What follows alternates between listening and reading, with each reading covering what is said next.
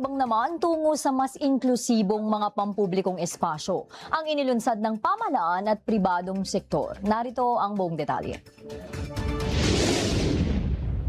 Pinangunahan ni Department of Social Welfare and Development Secretary Rex Gatchalian at SM Supermalls President Steven Tan ang pagbubukas ng kauna-unahang sensory lab sa Pilipinas na matatagpuan sa SM Mall of Asia sa Pasay City.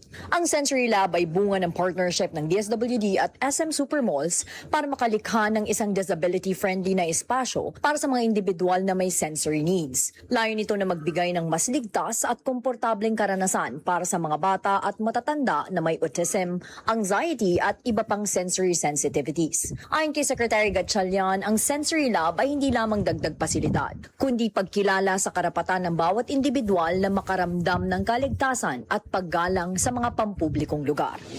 Everyday spaces can be very overwhelming.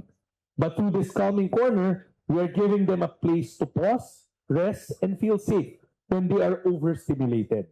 We are not giving them not just a corner, but an active, safe space. Kasabay ng paglulunsad, nilagdaan din ng isang Memorandum of Agreement kasama ang National Council on Disability Affairs para sa operasyon ng pasilidad. Kasabay ng paggunita ng Autism Consciousness Week, binigyan din ng DSWD na dapat maging normal na bahagi ng mga mall at komunidad ang ganitong uri ng espasyo.